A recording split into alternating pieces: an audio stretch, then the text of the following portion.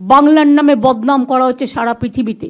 একটা WhatsApp group জুটেছে, যারা এখান থেকে পড়াশুনো করে খেয়ে দিয়ে মানুষ হয়ে বাইরে গেছেন,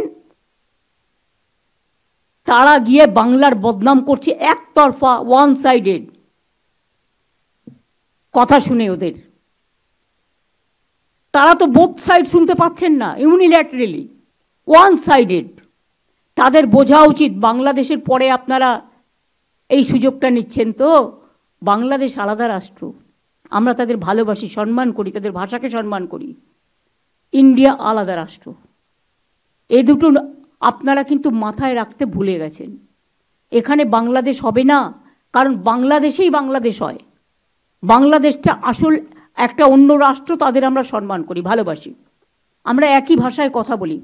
আজকে বাংলা ভাষায় কথা বলে বলে উড়িষ্যা থেকে সব প্রবাসীদের আপনারা মেরে তাড়িয়ে দিচ্ছেন। সংখ্যালঘু হবার অপরাধে আপনারা উজ্জয়িনী থেকে শুরু করে মধ্যপ্রদেশ, রাজস্থান থেকে শুরু করে, হরিয়ানা থেকে শুরু করে, উত্তরপ্রদেশ থেকে শুরু করেন, আমাদের 20,000 পরিযায়ী শ্রমিককে আপনারা রাজ্য থেকে তাড়িয়ে দিয়েছেন এবং 3 জনকে খুন করেছেন। আমাদের এখানেও কিন্তু 1.5 কোটি পরিযায়ী শ্রমিক কাজ করে অন্যান্য রাজ্যের।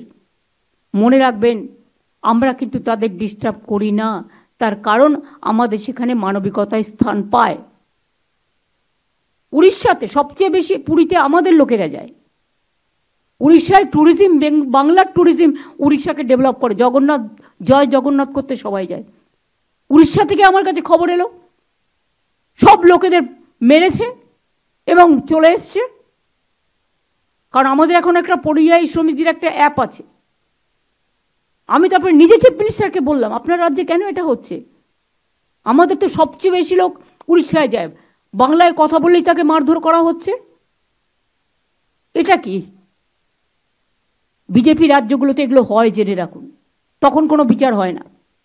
আর বাংলায় একটা ঘটনা ঘটলেও সেটা দুর্ভাগ্যজনক, আমরা একটি লোকও তাকে সমর্থন করি না।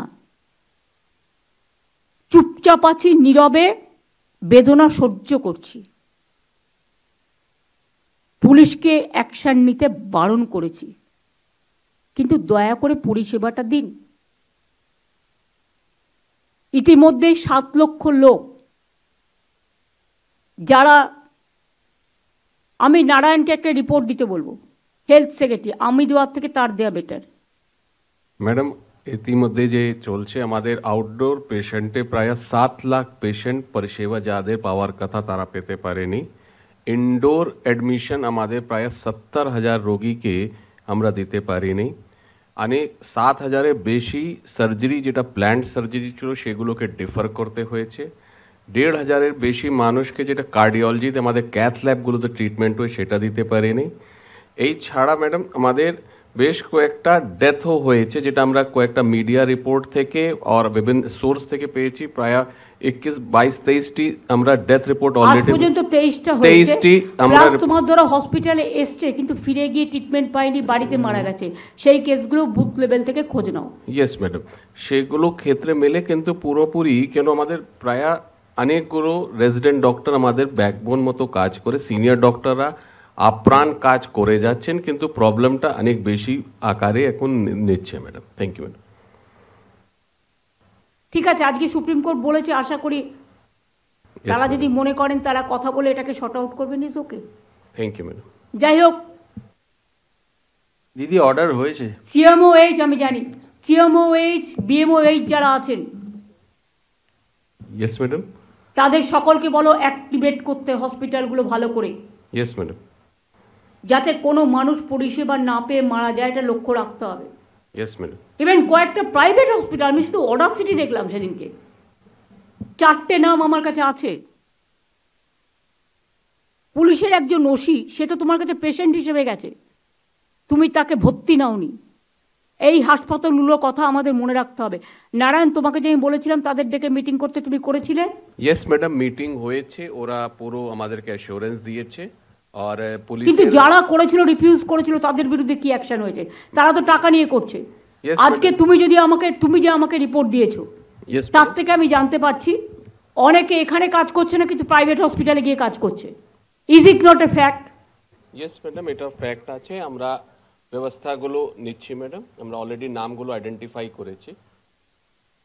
এবং এতে কর্পোরেট বিজনেস বেড়েছে, কিন্তু ভাগ্যিস আমাদের স্বাস্থ্যসাথী কার্ডটা ছিল বলে কিছুটা পাবলিক ট্রিটমেন্ট পেয়েছে। বিকজ প্রাইভেট হসপিটালে দুটো চোখ কাটার অপারেশন করতে গেলে 2 লাখ টাকা নিয়ে নিচ্ছে, যে 5 লাখ টাকাটা তার পরিবারকে সে দিতে পারত সারা বছরে, সেই টাকাটা একটা জায়গায় চলে যাচ্ছে।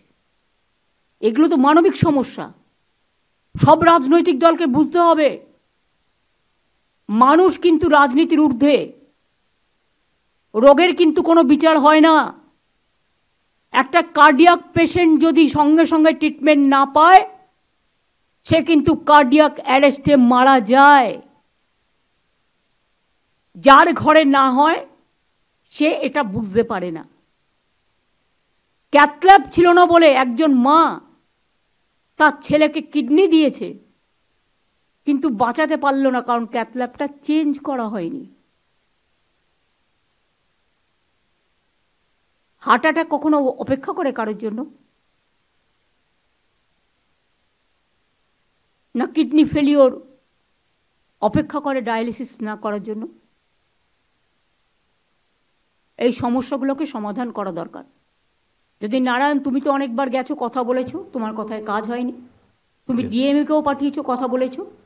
তুমি ডিএইচএস কেও পাঠিয়েছো, কথা বলেছো। Yes madam. তোমাদের কথায় ওরা পাত্তা দেয়নি। Yes madam. দেখে নাও, যদি কথা বলতে চায় ইয়েস ম্যাডাম, তাহলে আমাকে ইনফর্ম করো। Yes madam. বিনীতের সাথে ওরা ডেপুটেশন দিতে গেছে, বিনীত ওদের মিট করেছে এবং বিনীত প্রায় 2 ঘন্টা কথা বলেছে। আমাদের গভর্নমেন্ট লেফট ফ্রন্ট গভর্নমেন্ট নয়, আমি অন রেকর্ড বলছি।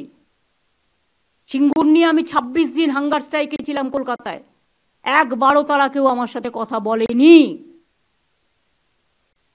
জেনে রাখুন, তাপসী মালিক একটা গরিবের মেয়ে, কৃষকের মেয়ে, ধর্ষিতা হয়ে খুন করা হয়েছিল লক্ষ্মী ঠাকুরের ভোগ করার উনুনে। তারও কিন্তু উপযুক্ত সাজা হয়নি, কেসটা সিবিআইয়ের কাছে ছিল। নন্দীগ্রামের 14 জনের সাজা এখনো পর্যন্ত জানি না।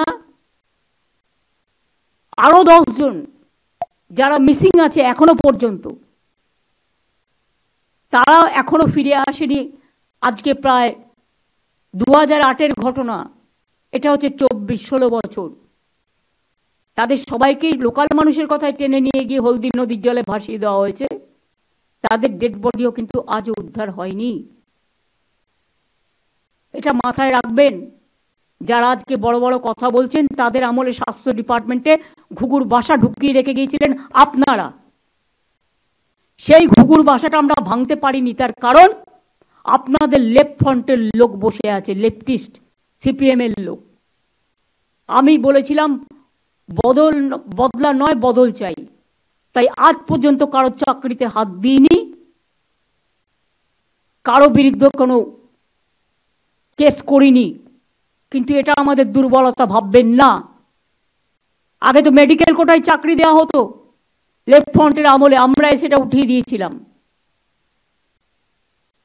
আগে আলিমুদ্দিন স্ট্রিট থেকে লিস্ট আসতো, ডাক্তারবাবুদের থ্রেট করা হতো এবং WBCS কারা হবে, WBPS কারা হবে, টোটাল লিস্ট আলিমুদ্দিন থেকে আসতো। টিচার রিক্রুটমেন্ট আলিমুদ্দিন স্ট্রিট থেকে আসতো। গণশক্তিতে যারা কাজ করে সবার বউ, কোনো ইন্টারভিউ নেয়নি, এমনিতে চাকরি দিয়ে দিয়েছে। কই আমরা তো আপনাকে আঘাত করিনি। একটা মানুষ চাকরি পেয়েছে, তাকে আমি চাকরি থেকে সরাবো কেন? আমি খেতে দিতে না পারি, আমার কারো চাকরি খাওয়ার অধিকার নেই, এটা আমি মনে করি। কিন্তু আমি দিনের পর দিন আমি লক্ষ্য করছি, একতরফাভাবে যারা নরকঙ্কাল, হাত কেটেছেন, পা কেটেছেন, মুন্ডু কেটেছেন, নরকঙ্কাল তৈরি করেছেন, তাদের মুখে বড় বড় কথা শোভা পায় না। আমি যদি এই স্টোরি বলতে শুরু করি, আমি 1000টা কাহিনী বলে দেবো, সুযোগ পেলে বলবো, আজকে বলবো না। কিন্তু সবাইকে জানবার জন্য, এবং যেহেতু উল্টো পাল্টা রটানো হচ্ছে, আমি মনে করি অফিসারদেরও জানা উচিত ডেভেলপমেন্টটা, মিনিস্টারদেরও জানা উচিত, ডিএমএসপিদেরও জানা উচিত। জানার অধিকার সকলের থাকা উচিত, পুলিশেরও জানা উচিত। সেই জন্য এই কথাগুলো বললাম। পুজোটা ভালো করে দেখতে হবে।